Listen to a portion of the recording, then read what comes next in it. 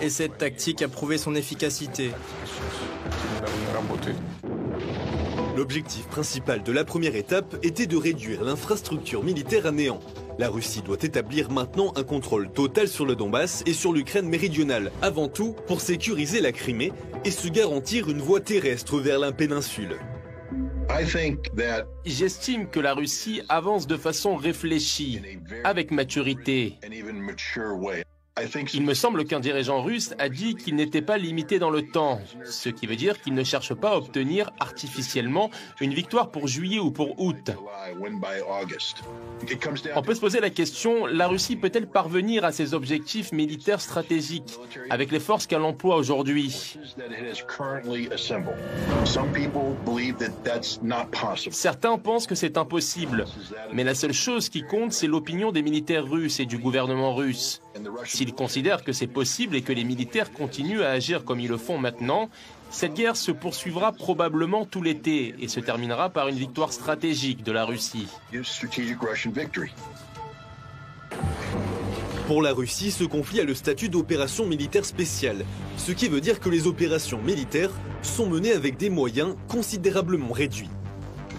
Ici, aux États-Unis, on affirme que les Russes se sont empêtrés dans leur offensive.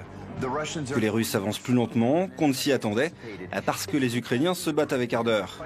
Non, pas du tout. En réalité, une autre stratégie a été choisie.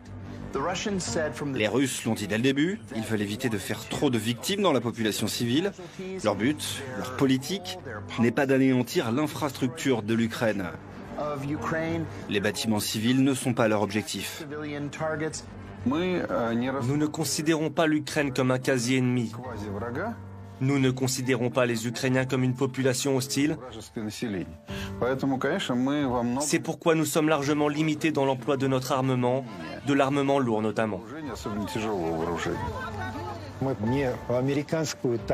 Nous avons choisi de ne pas reprendre la tactique des Américains en Irak. Les Américains ont effectué 4000 vols, ce qui leur a permis de pratiquement raser l'Irak, de transformer ses terres en paysages lunaires.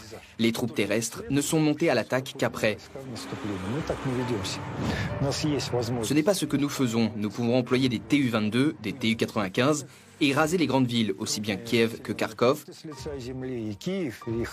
Nous avons assez de bombes et assez d'avions pour cela, mais tout ce que nous entreprenons n'est pas dirigé contre les populations civiles. Nous faisons en sorte de préserver l'infrastructure pour sauvegarder la vie des civils forcés de